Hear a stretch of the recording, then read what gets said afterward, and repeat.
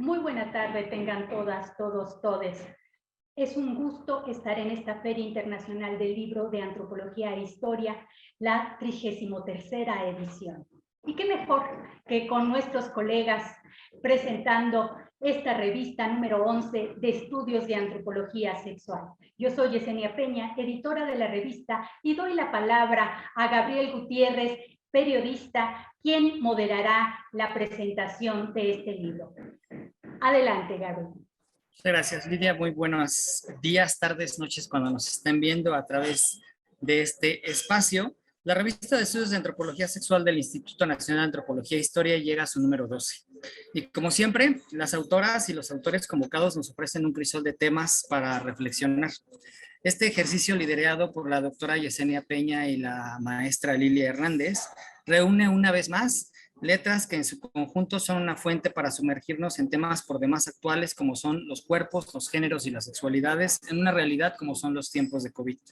Para hablar de esos temas y hacer la presentación formal de la revista en su número 12, las y los presentadores de hoy tendrán alrededor de 10 a 15 minutos para hacer sus reflexiones. Finalizando la presentación, tendré el placer de presentar a la maestra Lilia Hernández, la coordinadora del número. Y sin más, los dejo con el doctor García de Alba. Él es investigador y se desarrolló en el Instituto Mexicano del Seguro Social en el área de epidemiología y de investigación social. Doctor Javier de Alba, de verdad, bienvenido. Tiene usted 15 minutos. Buenas tardes. Quiero dar mi agradecimiento a los coordinadores de este evento y señalar lo siguiente. La revista de estudios de antropología social, por cierto, con un bello logotipo, cumple 12 números de aparecer, alternando con otras 30 publicaciones periódicas en el mundo que aluden al tema que estamos tratando, la sexualidad. Su prestigio rebasa nuestras fronteras merced a la decidida acción de la doctora Yesenia Peña y de la doctora Lilia Hernández. Claro, se apoyan en un comité editorial de 14 miembros, la mitad de ellos extranjeros, y de un comité asesor de 10 personas que pertenecen a 3 países. Quiero señalar y destacar que el trabajo de crear, mantener y difundir una revista en nuestro país per se no es una tarea fácil, y más difícil aún si es en el área de las ciencias sociales, por ejemplo, la antropología, y todavía más aún es el tema de la sexualidad humana. El número que se presenta para mí es un verdadero tratado multidisciplinar que consta de 218 páginas que incluyen 4 apartados, una parte personalizada para el lector con una editorial y una carta al lector, una parte de difusión científica con 9 artículos originales, una parte de actualización con 3 reseñas y una parte contextual con las semblanzas de los 21 participantes, de los cuales 12 son doctores, 4 maestros, un especialista, un licenciado, un poeta, un periodista y una defensora de los derechos humanos. Todos ellos provenientes de 5 países, quienes revisaron 257 citas tributarias de 13 disciplinas científicas en un esfuerzo para ayudarnos a comprender el complejo proceso grupal, sexualidad, cultura, salud, enfermedad en diferentes ámbitos temporoespaciales. En lo que se refiere al editorial y a la carta al lector, con un lenguaje de agradable acogida, la doctora Yesenia y la doctora Lilia nos plantean que a partir de la pandemia de COVID-19 existe la necesidad de realizar una profunda reflexión y una praxis sobre la actual generación de cambios multidimensionales que se dan en un tiempo y en un espacio, que son a su vez escenarios, horizontes y recursos ante el paradójico y contradictorio estrés que plantea el ser ante el deber ser, ya sea a nivel individual, familiar, grupal y social. Niveles que por sí mismo develan limitados límites y limitantes impuestos y adquiridos al aflorar formas larvadas y preexistentes de violencia estructural, contenida o retrasada por el ritmo de la cotidianidad pre-trans-COVID-19, donde la esperanza de un regreso a la normalidad ante un futuro potencialmente amenazante por las certezas de lo negativo del presente que plantea, en este caso para una sociedad de consumo masivo, a la virtualidad y a sus implicaciones materiales como una alternativa a la sexualidad humana, enquistando la violencia y el patriarcado en esas alternativas. Estas situaciones que afectan a las personas y a las parejas, reduciendo la oportunidad para construir un verdadero florecimiento de la sexualidad humana ante el resurgimiento de una policía médica, de un sanitarismo vertical y de un neohigienismo. Por parte de los autores de los artículos, la doctora Diana y la doctora Marcela López señalan que la pandemia aumentó las tensiones socioeconómicas y culturales y agudizó las relaciones de poder establecidas a nivel familiar, a la par de un debilitamiento de la justicia y un aumento de los estigmas sociales con un impacto negativo en la salud sexual y mental poblacional. Plantean la necesidad de un combate frontal hacia la marginación y la desigualdad social mediante la perspectiva de género. Por su parte, Irma Ochoa señala que existe una tribalización de los derechos humanos durante los episodios de crisis, como en el caso de la pandemia, pero sobre todo en las mujeres y en las niñas, a partir de la propia familia, por lo que urge una especial atención a los principios de igualdad, no discriminación y de progresión de los derechos, especialmente por el Estado, bajo un principio de equidad para las personas con identidades sexo-genérico diversas, estableciendo políticas públicas para prevenir y sancionar las violencias en su contra, en particular como las que se ejercen con las mujeres transgénero y con el feminicidio.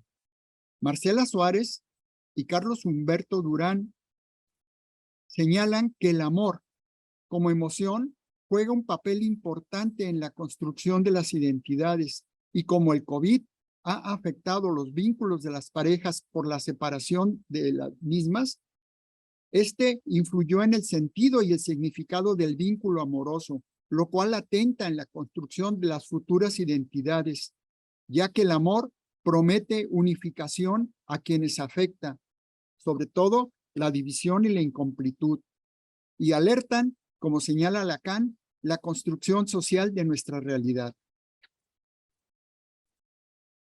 José Marcial Gamboa, Paula Reyes, Orlando Cázares, también nos indican que el COVID-19 produjo cambios en la percepción de la sexualidad por género, por ejemplo, la disfunción sexual en hombres y la reflexión vital y el aumento de la libido en mujeres, y rompió estereotipos de la sexualidad femenina, además de un incremento en el consumo de pornografía, el uso de juguetes sexuales, un empoderamiento de las mujeres sobre su cuerpo y sobre su sexualidad, y un mayor uso de videollamadas eróticas.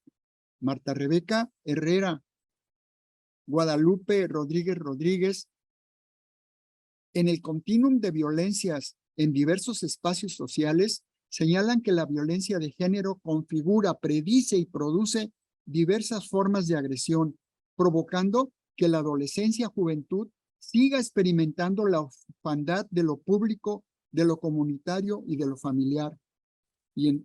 Por lo tanto, el noviazgo en este contexto va a seguir teniendo una correlación positiva entre edad y violencia, o sea, a mayor edad, mayor violencia, por lo que proponen replantearnos la perspectiva de género en las políticas y programas de atención, sobre todo a la población masculina. Daniel Solís, Consuelo Martínez, publican que en las instituciones de enseñanza superior existen mecanismos curriculares y administrativos que contribuyen a gestar y a gestionar la violencia patriarcal en contra de lo femenino, por lo que recomiendan 9 acciones como reconocer la diversidad sexual, reflexionar sobre la masculinidad, apropiación de la corporalidad de uno mismo, espacios de diálogo crítico entre otras masculinidades, reconocer el movimiento feminista, ampliar el conocimiento y reconocimiento del género, desmontar el mandato de la masculinidad, contradecir la forma única y universal de construir conocimiento, permitiendo otras formas de hacerlo y defendiendo la autonomía relativa de las CIES y las universidades ante el Estado. Miriam Correa, Nidia Sánchez y Armando Mendiburo nos señalan los factores de riesgo de los agresores sexuales en Perú y configuran un perfil donde la edad de 30 a 39 años, una baja educación, el estado civil de casado, provenientes los mismos de hogares violentos, nos pueden permitir hacer un diseño y desarrollar estrategias que contribuyan a fortalecer las intervenciones de prevención y atención de la violencia sexual a través del trabajo, sobre todo con hombres. En la parte de la miscelánea, que son artículos también originales, Agustín Rivero señala que la masturbación, antes de ser caracterizada a través del lenguaje, era solo eso, una práctica sin connotaciones positivas o negativas, siendo el lenguaje productor de las categorías a través de las cuales organizamos nuestros deseos, identidades y prácticas sexuales, algunas con implicaciones religiosas. Esta construcción ha estado impregnada de códigos sociales que se repiten y se citan en las prácticas lingüísticas individuales que las crean y por ello dan sentidos especiales al construirlas. Fernando Rada destaca que la historia de las lesbianas argentinas es afectada por el edadismo, la lesbofobia, la segregación por ser mujeres, así como por algunos roles y mandatos sociales asociados al género femenino. Como puntos de inflexión de esas trayectorias ubican el poder patriarcal, el deber ser, el rol de maternidad y el hogar impuesto, el fallecimiento de los padres, el crecimiento de los hijos o la salida al hogar y la propia vejez como un nuevo despertar sin responsabilidades. Resalta que el trabajo brinda oportunidades para empoderamiento y todo lo anterior contradice las teorías clásicas donde se señala que las personas mayores conforme pasa el tiempo se desinteresan por sus entornos y se desprenden de las relaciones sociales, o del síndrome del nido vacío, donde da cuenta de situaciones emocionales que atraviesan los adultos cuando sus descendientes abandonan el lugar, poniendo en entredicho la memoria y la historiografía oficial. Amanda Castaño se refiere al libro Gender Hearts y da una perspectiva del por qué las feministas radicales consideran ciertas prácticas y políticas como una amenaza al feminismo de mujeres y de niñas. Señala que la homosexualidad apuntala la idea de una heterosexualidad exclusiva y natural y el transgenerismo la naturalidad de los roles sexuales, lo cual ayuda a entender los derechos en juego y explica cómo estos fenómenos hacen que los hombres vuelvan a permitirse abiertamente definir a las mujeres. Leonardo Bastida, con el hallazgo del 4º tomo de la historia de la sexualidad, Las confesiones de la carne, redondea algunas ideas precedentes e inicia una reflexión en la que todas las sociedades son influidas por la visión cristiana y dan pie a la imposición de ciertas normativas y determinadas restricciones aún vigentes. Por último, Gabriel Gutiérrez, en su libro Antes del Orgullo, editado por José Luis Peralta, señala que la historia LGTB+, la escriben las personas que la viven y la documentan. El libro es un ejercicio de intensa memoria por parte de José Pepe Santa Anna Porras, que nos permite conocer y reconocer una Ciudad de México actualmente inexistente. Es un libro que sin duda será un clásico y una referencia obligada de los estudios de la memoria histórica de la Ciudad de México. Muchas gracias.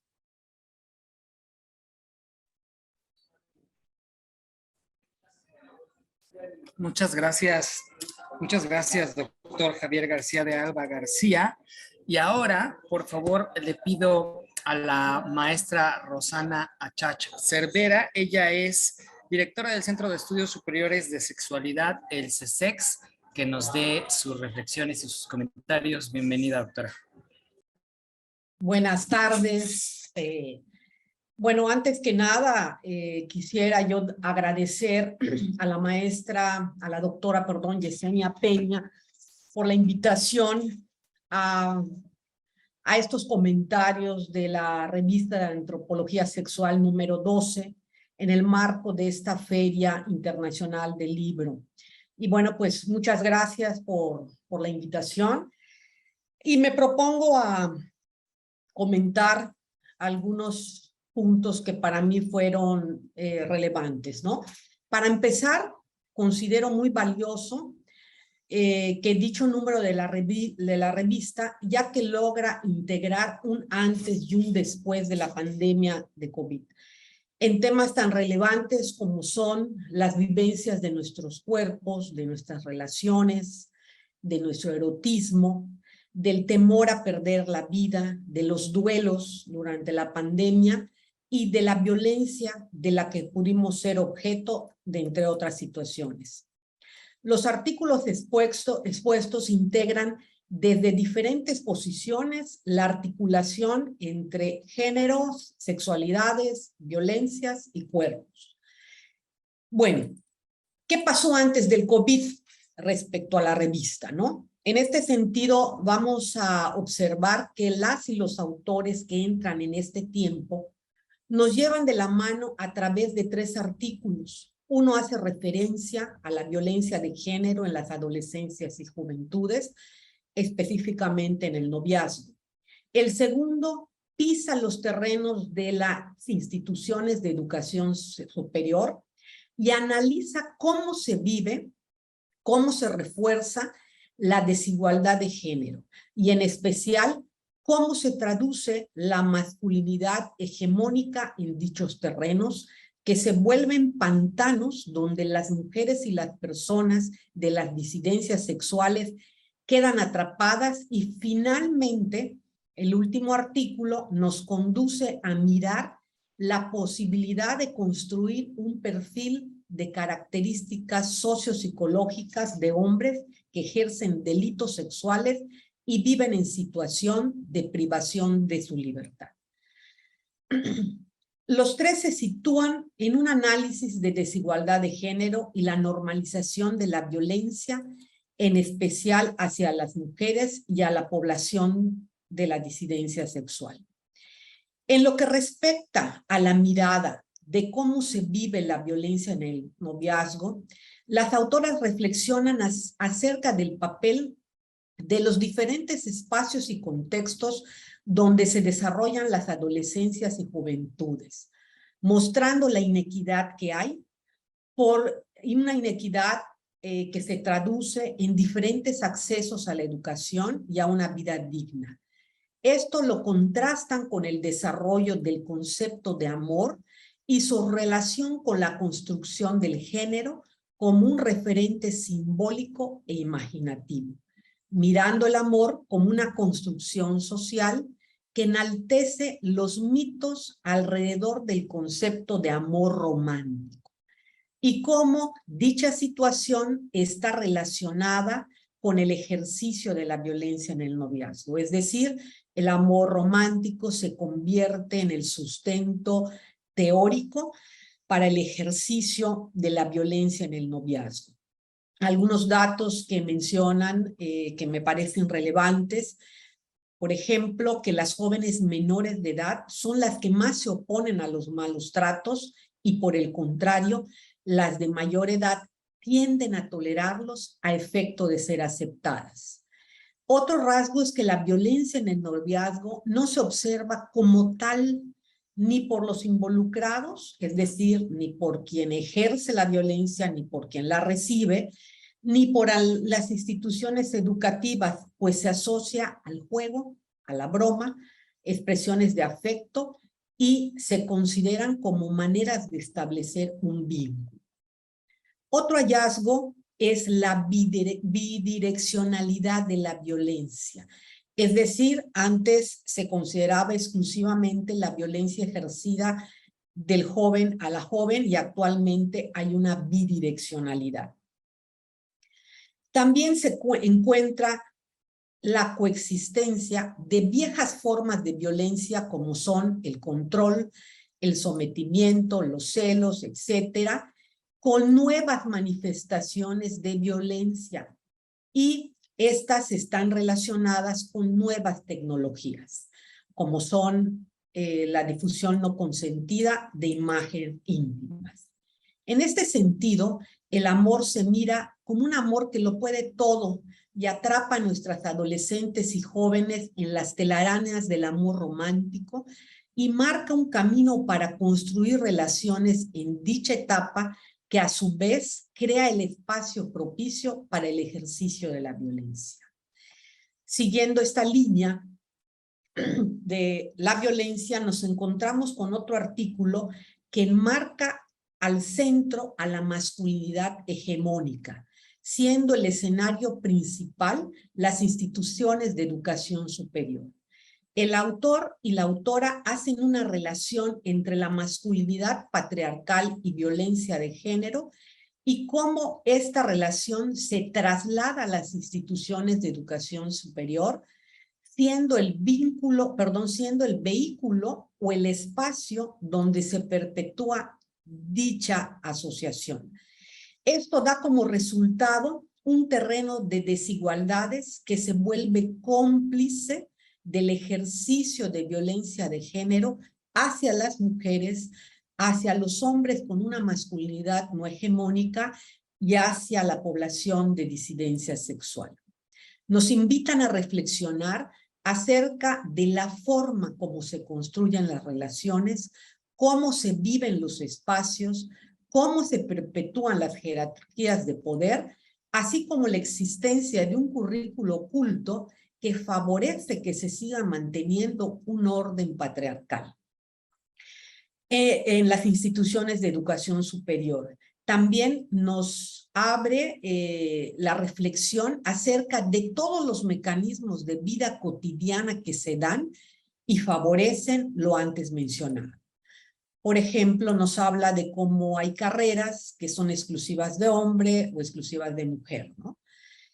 Y por otra parte, hacen una excelente reflexión donde las instituciones de educación superior pueden ser espacios donde se muestran culturas de resistencia, como nos diría Jeffrey Wilkes, que mueven las estructuras dominantes y pueden impactar en las dinámicas cotidianas y jerarquizadas.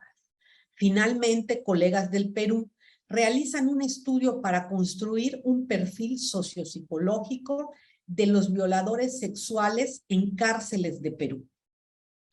Yo en este artículo me hizo reflexionar la importancia del lenguaje, ¿no? Yo me referiría más a hombres que ejercen violencia sexual más que a hombres violadores sexuales, ¿no? Por otra parte, el artículo es muy valioso, nos muestra un panorama básico estadístico sobre esta situación en dicho país y concluyen que la violencia sexual es perpetrada más por hombres que por ser mujeres, por lo que ponen el foco de la atención y nos invitan al estudio, a las investigaciones en población de hombres que ejercen este tipo de violencia sexual. Por otra parte, realizan un análisis de cómo la jerarquía de género construye un factor que contribuye a la normalización de la violencia sexual en las mujeres, hacia las mujeres. Muy valiosa una de sus conclusiones en la cual destaca que no existe un único perfil psicológico de un agresor sexual, en el cual estoy totalmente de acuerdo, y desde mi punto de vista, yo creo que tendríamos que estar a hablar de un continuo en cuanto a comportamientos en hombres que están ejerciendo violencia sexual y delitos sexuales. Y también nos llama para poder empezar a hacer investigaciones mucho más en este sentido. Otro dato que me pareció interesante es el que dichos autores y autoras manejan como características o rasgos de personalidad que encuentran en esta población de hombres, y estas características están situadas en que son hombres egocéntricos, externalizan la culpa, dominantes, ejercicio de control, y esto me lleva a pensar en cómo se construye la identidad masculina, en este caso la hegemónica, que donde es así como anillo al dedo, ¿no? Ahora pasamos a el COVID, es decir, hacemos esta división del antes y empezamos con los artículos respecto a tiempos de COVID.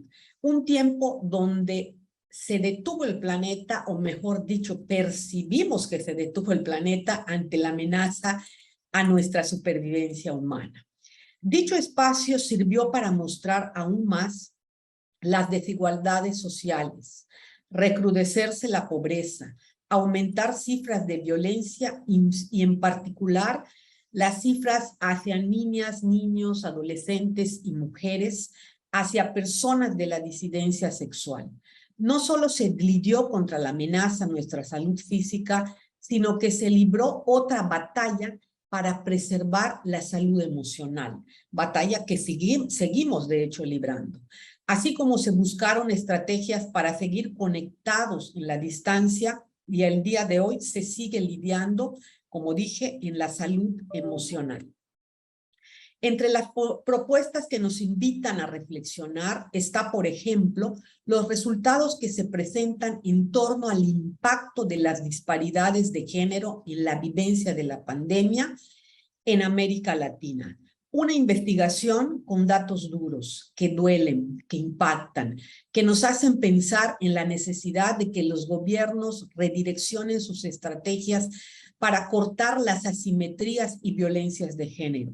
Pone en la mesa de discusión cómo la pandemia recrudeció y agravó problemas derivados de dicha desigualdad, y muestra como una posible salida la construcción de políticas públicas que impacten en las mencionadas problemáticas.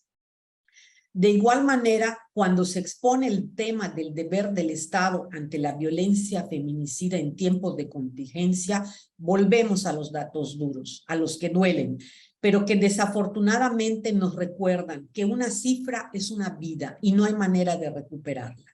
La autora hace una magnífica recopilación y recorrido donde nos ilustra acerca de todos los instrumentos internacionales y nacionales que obligan al Estado a prevenir, sancionar, erradicar cualquier forma de violencia y en particular a la violencia feminicida.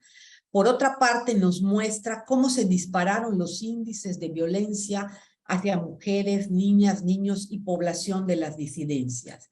Asimismo, concluye que el Estado mexicano hace esfuerzos por impulsar un cambio cultural respecto a la inequidad de género, así como trata de cumplir con sus obligaciones legales y compromisos internacionales, pero esto no es suficiente, siendo necesario visibilizar la violencia hacia las personas con identidad sexogenérica diversa, a través de impulsar políticas públicas.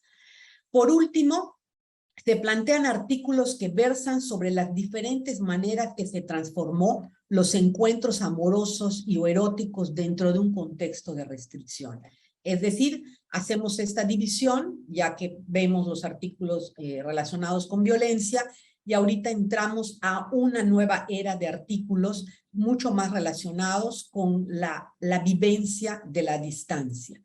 En un primer momento se analiza sobre el amor a distancia, y nos pregunta la autora, ¿qué viene después? Ante lo cual, la autora y el autor plantean desde un inicio reflexionar sobre cómo desde el siglo XXI surgen nuevos tipos de relaciones en los que la cercanía física y los valores tradicionales sobre la familia y las relaciones amorosas han tenido que cambiar para dar paso a diversos tipos de construcciones sociales que hagan posible el sostenimiento del vínculo amoroso. Y esto lo plantea incluso antes del COVID.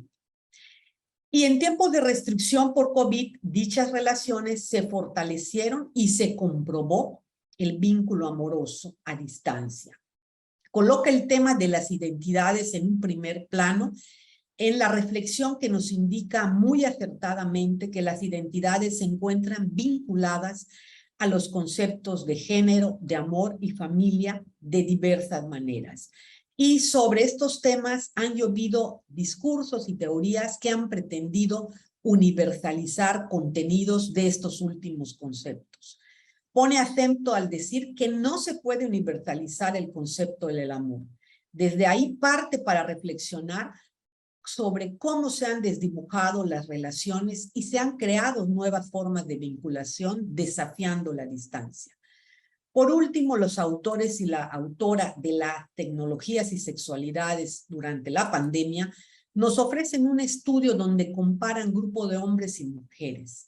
Refieren cómo la pandemia modificó las formas, la comunicación, la manera de erotizarse en un contexto de pareja y en lo individual. Muestran acertadamente cómo la pandemia afecta de manera diferencial la sexualidad de hombres y mujeres, en específico, la vivencia del goce y el placer. En este sentido, y de forma muy interesante, relacionan los estereotipos de género en la forma como se adaptaron a cambios en la vida erótica. En este sentido, los hombres vivieron su sexualidad desde el silencio, sin compartirla, mostrándose fuertes y sin hablar de sus dolores emocionales, lo cual se reflejó en presentar apatía o falta de deseo en las relaciones sexuales y dificultades en el área de la erección. Por el contrario, las mujeres compartieron sus temores y sus miedos en lo colectivo y se atrevieron a utilizar juguetes sexuales, mirar pornografía, apps, etc. Esto último propició que las mujeres se permitieran descubrir una sexualidad de ellas y no para los otros, al menos en este grupo de mujeres, lo cual me parece como algo muy positivo en este terreno. Finalmente, esta es una revista que permite al lector o a la lectora adentrarse en realidades actuales, encontrar un rigor metodológico y una profunda reflexión en torno a los temas de sexualidades, género, violencias y cuerpos. Por otra parte, nos acerca a diversas realidades en diferentes puntos de la República Mexicana y de América Latina, mostrándonos las similitudes que tenemos, en específico, en lo que se refiere a desigualdad de género, a la violencia, a la discriminación que sufren niñas, niños, adolescentes, mujeres, personas de la disidencia, personas de la tercera edad, etc. Y cualquier ser humano, finalmente, que se aleja de la heteronormatividad y de la vivencia corpórea tradicional. Independientemente del COVID, el COVID vino a recrudecer una realidad, nos la vino a mostrar, pero ha existido desde hace muchos años. Muchas gracias y espero que haya sido de utilidad estos comentarios. Muchas gracias a los dos presentadores, tanto al doctor García de Alba como a la maestra Achach Cervera. Toca el turno ahora a la coordinadora de este número, la maestra Lilia Hernández Albarrán, para que nos comparta sus reflexiones acerca de esta importante revista. Muchas gracias, buenas tardes. Gracias al Instituto Nacional de Antropología e Historia por la organización de esta Feria Internacional del Libro de Antropología e Historia. Gracias a Javier, a Rosana, Gabriel por apoyarnos también en esta presentación y pues gracias muy especiales para Yesenia Peña, quien pues ha persistido en este interés de seguir publicando la revista Estudios de Antropología Sexual, que esta revista surge justo por una iniciativa de ella, de hacer un énfasis en este tipo de investigaciones y en la temática de sexualidad en general que sabemos que si bien de un tiempo para acá ya ha sido muy trabajada y difundida, pues siempre es necesario reflexionar sobre ciertos temas desde diferentes disciplinas, y de ahí pues, aunque yo soy la coordinadora de este número, pues, pero el esfuerzo principal pues es de Yesenia Peña como editora de esta. Como comentaron Javier y Rosana, pues esta revista tiene diferentes ejes temáticos, pero que están unidos de alguna manera, porque se habla, las y los autores que están en la revista, hablan de, por una parte, ciertas temáticas que estaban antes incluso de la COVID, ciertos problemas, que es la violencia, que es la discriminación, tanto hacia mujeres, niñas, niños, adolescentes, como a personas que forman parte de la población LGBTIQ+.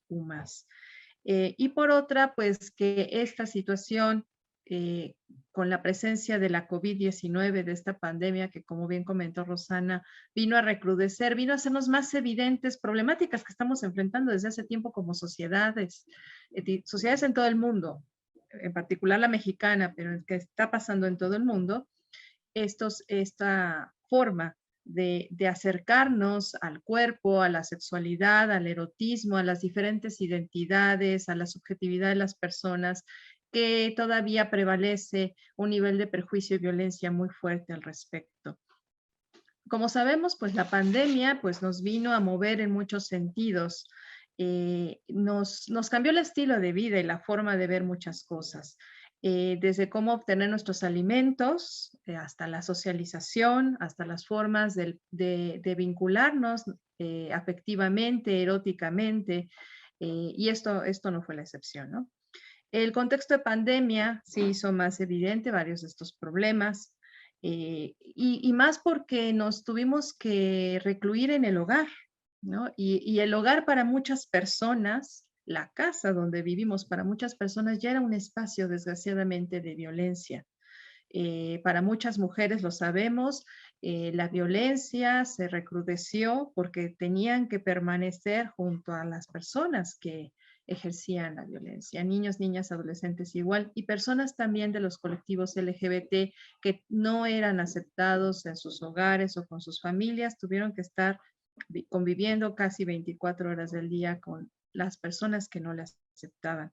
Todo esto generó problemas muy serios, y a la vez también en redes sociales vimos los intentos y los esfuerzos muy grandes desde diferentes organizaciones civiles por generar redes de apoyo a nivel psicológico, a nivel de refugios, solventar esta situación que se nos vino con la pandemia también.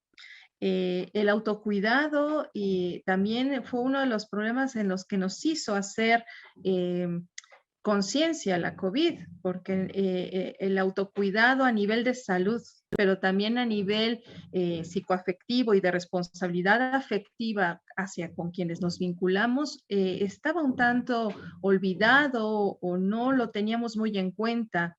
Y la COVID nos vino a despertar y a recordar esto. Es también la tecnología que se convirtió, que ya existía el uso de tecnología para establecimiento de muchos vínculos, las aplicaciones, relaciones a distancia, pero que justo en el contexto de la COVID-19 esto vino a tener más uso y más apogeo, que generó como diferentes sensaciones. Por una parte, para muchas personas reforzó vínculos a través de la tecnología, pero por otra parte muchas personas sentían que no era suficiente, ¿no? Que no era suficiente el establecer distancia, y llegamos a ver varias expresiones de compañeras y compañeros que empezaron a establecer tipo cuarentenas en casa para después poder encontrarse con quienes eran sus parejas, por ejemplo, y surgieron muchísimas estrategias, desde el uso de las aplicaciones,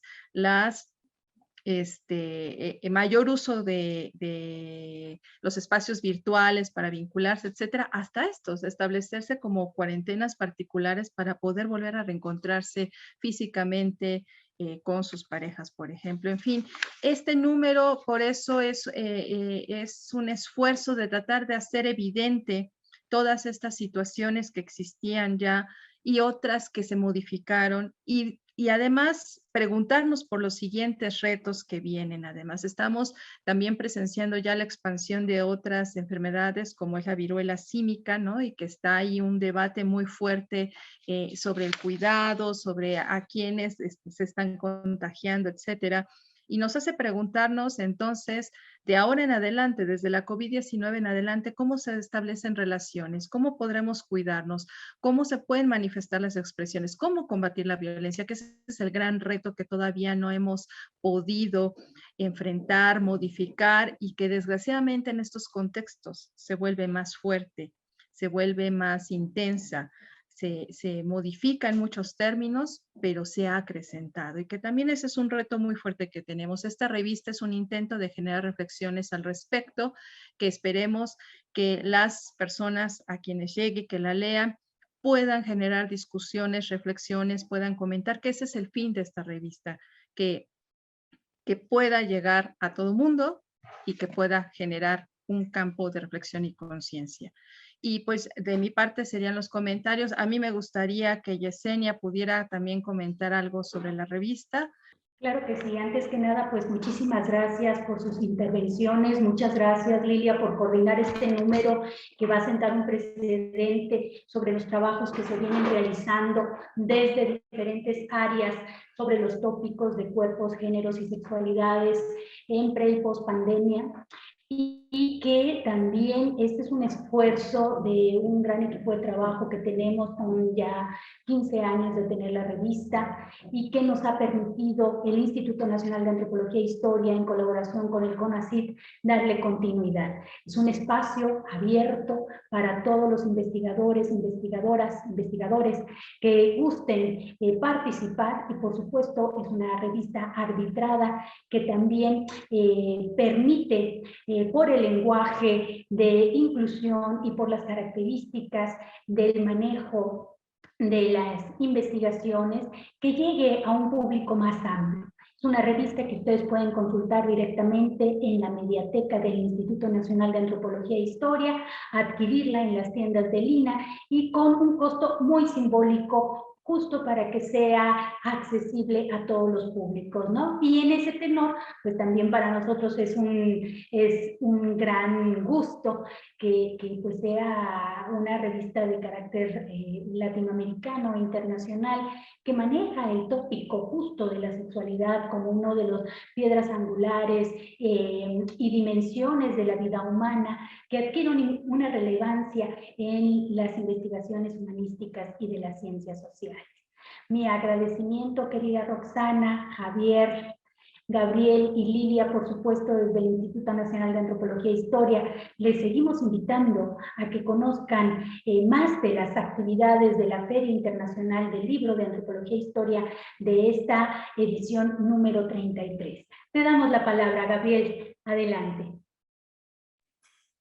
Muchas gracias a las y los autores de este número, por supuesto al Instituto Nacional de Antropología e Historia, a las y los presentadores, al doctor García de Alba, a la maestra Rosa Chach, por supuesto y como siempre, de manera muy especial a Yesenia Peña y a Lilia Hernández por estos esfuerzos, por este esfuerzo que llega a su número 12 y sin más, por supuesto, al público que nos está escuchando y claro que sí, también a Alejandro Navarrete de Lina, porque sin él no estaremos haciendo esta presentación por todo su apoyo técnico. Muchas gracias, de verdad, y vayan a la mediateca de Lina, descarguen, compren y descarguen la revista, porque hay mucha información que ver. Muchas gracias.